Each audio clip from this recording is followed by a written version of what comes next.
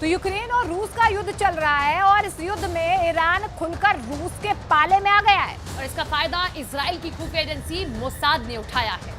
देखिए, मोसाद ने ईरान के मिसाइल प्रोजेक्ट को बड़ा झटका दिया, यानी कि मोसाद के एजेंट ने ही डबल गेम कर दिया है। मोसाद के एजेंट ने बड़ी चालाकी से अपनी पहचान छुपाकर इस सारी साजिश को अंजाम दिया।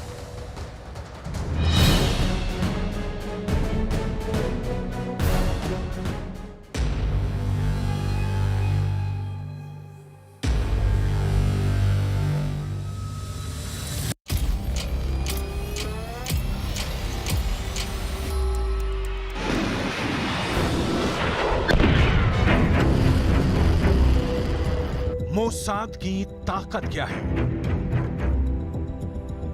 इजरायल की इस खुफिया एजेंसी की दहशत दुश्मनों के खेमे में क्या होती है? और इजरायल के खुफिया एजेंटों का दिमाग कितनी दूर तक सोच सकता है? मोसाद की काबिलियत एक बार फिर साबित हो गई है। ईरान ने इजरायल पर आरोप लगाया है कि इजरायल की खुफिया एजेंसी मोसाद ने ईरान के बाहर ही ऐसी रणनीति बनाई कि ईरान का मिसाइल प्रोग्राम बर्बादी के रास्ते पर जाने लगा और ईरान के प्रोजेक्ट को नुकसान पहुंचा है। यह पूरा मामला क्या है? आखिर मोसाद ने ऐसा क्या किया है कि ईरान गुस्से से कांप रहा है? यह पूरी दिलचस्प कहानी हम आपको बताने वाले हैं। इसके अलावा इजरायल और ईरान का टेंशन यूक्रेन के युद्ध को भी प्रभावित कर रहा है।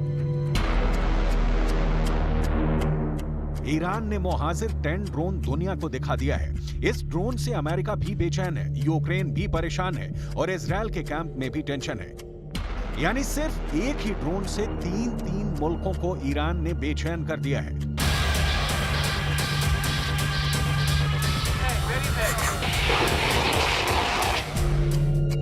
अभी कुछ महीने पहले ही ईरान ने हाइपरसोनिक मिसाइल को लॉन्च करने का दावा भी किया था।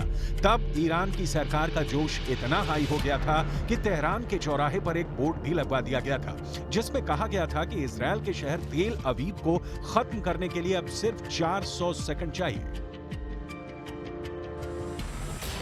यानी आप जरा नोट कीजिए कि कैसे बीते 3 महीनों में ईरान की सरकार बड़ी डींगे मारने में बिजी थी, लेकिन अब अचानक ईरान की सरकार का बयान ईरान के सरकारी टीवी पर जारी हुआ है, जिसमें यह कहा गया कि इजरायल की खुफिया एजेंसी मोसाद के एजेंटों ने ईरान के मिसाइल प्रोजेक्ट को नुकसान पहुंचाने के लिए विदेशों से ऐसा घटिया दर्जे का कनेक्टर मुहैया करवाया जिससे मिसाइल की क्वालिटी ही खराब हो सकती है और मिसाइल लॉन्च होने से पहले ही ब्लास्ट कर सकती है।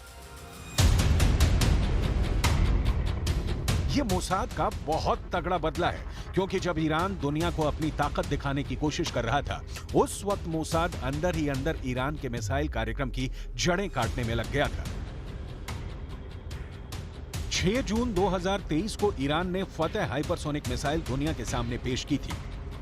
3 जून 2023 को ईरान ने यह घोषणा कर दी कि वो इस मिसाइल को युद्धपोत पर तैनात करने जा रहा है। यानी सिर्फ 1 महीने से कम समय में ईरान ने पूरी दुनिया को चौंका दिया था।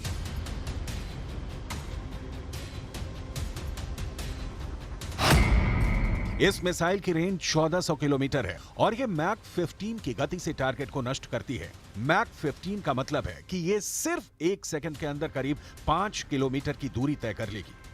इस हिसाब से ईरान इराक बॉर्डर से 1287 किलोमीटर दूर इजरायल तक पहुंचने में इस मिसाइल को मात्र 257 सेकंड लगेंगे। यानी यह मिसाइल सिर्फ 4.5 मिनट के अंदर इजरायल को हिट कर देगी।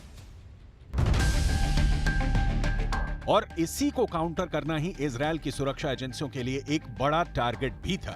आज से 2 महीने पहले जब यह खबर आई थी कि ईरान हाइपरसोनिक मिसाइल का परीक्षण कर रहा है, तभी पूरी दुनिया में मौजूद मोसाद के एजेंटों ने अपना काम शुरू कर दिया।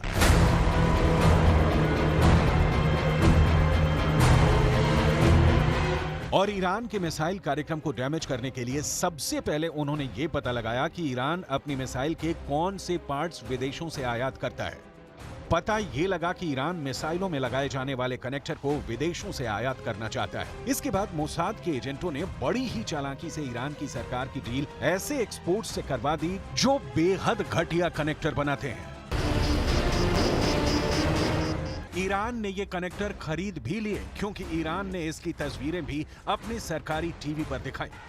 यानी मोसाद ने बिना ईरान के अंदर घुसे ईरान को दो तरीके से नुकसान पहुंचाया। ईरान को मिसाइलों के सौदे में आर्थिक नुकसान हुआ और उसका मिसाइल कार्यक्रम भी आंशिक रूप से घाटे में आ गया।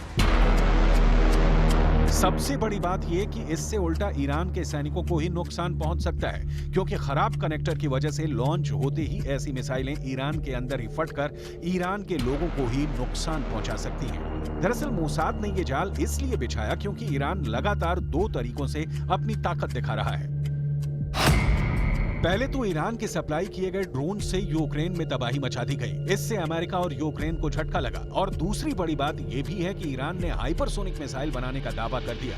इससे इजरायल भी चौकन्ना हो गया।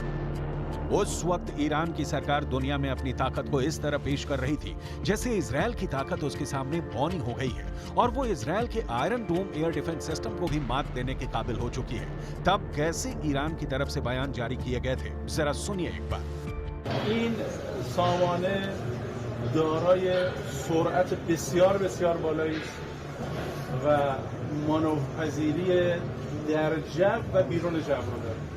یعنی هم سامانه‌های پدافندی که در داخل جو دفاع می‌کنند و هم سامانه‌های فوق‌العاده گران قیمتی که در بیرون جو مقابله می‌کنند با موشک‌ها. این موشک جدید جمهوری اسلامی ایران از همه اونها عبور میکنه و فکر نمیکنم تا 10 سال بعدم उस वक्त इजरायल के रक्षा मंत्री योव गैलेंट ने ईरान के दावों को खारिज करते हुए कहा था कि मैंने सुना है कि हमारे दुश्मन उन हथियारों के बारे में शेखी बघार रहे हैं जो वो विकसित कर रहे हैं। हमारे पास ऐसे किसी भी विकसित हथियार के लिए और भी बेहतर जवाबी हथियार है। चाहे जमीन पर, हवा में या समुद्री क्षेत्र में, इजरायल जहां भी हमला करेगा बेहतरीन जवाब मिलेगा। यानी ईरान की ताकत को कंट्रोल करने के लिए अब इजरायल ने अपनी 10 गुनी ताकत लगा दी है और इसमें सबसे ज्यादा जोर मोसाद के ऑपरेशन पर लगा है। दूसरी तरफ ईरान भी मोसाद के इस वार का पलटवार करने में लगा हुआ है। ईरान ने एक ऐसा ड्रोन तैयार कर लिया है जिसकी तुलना अमेरिका के अत्याधुनिक ड्रोन से की जा रही है। ईरान ने एक नया गाइडेड ड्रोन बना लिया है। ये drone anti tank guided missile से भी लैस है। इस ड्रोन का नाम है मोहाजिर 10 और यही ड्रोन पूरी दुनिया को दिखाकर ईरान ने दो देशों को बहुत ही खतरनाक चुनौती दे दी है। एक है अमेरिका और दूसरा है इजरायल। दोनों ही ईरान के कट्टर दुश्मन माने जाते हैं। मोहाजिर 10 को जब दुनिया के सामने लाया गया तो इसकी तुलना अमेरिका के MQ-9 ड्रोन से की जाने लगी। MQ-9 जिसे प्रेडेटर बी ड्रोन भी कहा जाता है, ये वो ड्रोन है जिससे अमेरिका ने अफगानिस्तान और पश्चिम एशिया में अपने बड़े बड़े टारगेट को खत्म किया है। इसमें अल कायदा का चीफ अल जवाहिरी भी शामिल था। अब इसी ड्रोन की नकल बनाकर ईरान अमेरिका को चैलेंज कर रहा है। इसकी रेंज 2000 किलोमीटर तक है। ये 24 घंटे तक आसमान में मंडरा सकता है।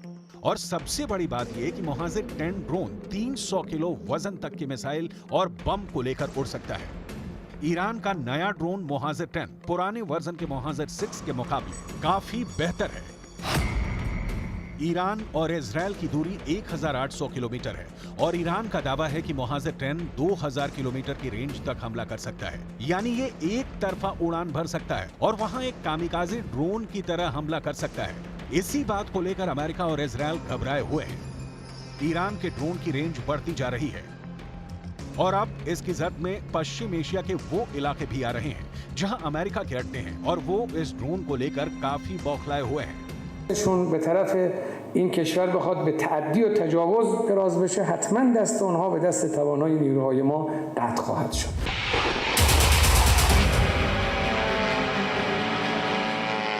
ما رو به نحوی این کاری که در صنایع نظامی و دفاعی انجام شده قرار داده که امروز بسیاری از کشورهای منطقه و دنیا نگاهشون به ما کاملا عوض شد. دیروز به عنوان یک کشور مصرف کننده و محتاج نگاه دیگران، امروز به عنوان یک کشور تولید کننده و به عنوان یک کشوری که میتونه بالاترین سخنها رو در صنایع دفاعی و نظامی داشته.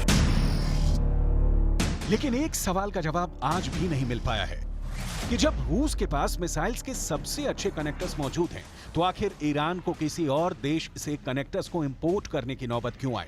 इसके बारे में कुछ एक्सपर्ट्स का यह कहना है कि रूस के हथियार गोदाम में मिसाइलों का अकाल पड़ रहा है, क्योंकि युद्ध के 500 से ज्यादा दिन बीत चुके हैं और ऐसे में मिसाइलों को बनाने के लिए सबसे पहले रूस को ही कनेक्टर्स की जरूरत है, और वो अब ये कनेक्टर्स किसी से भी एक्सपोर्ट नहीं करना चाहता है।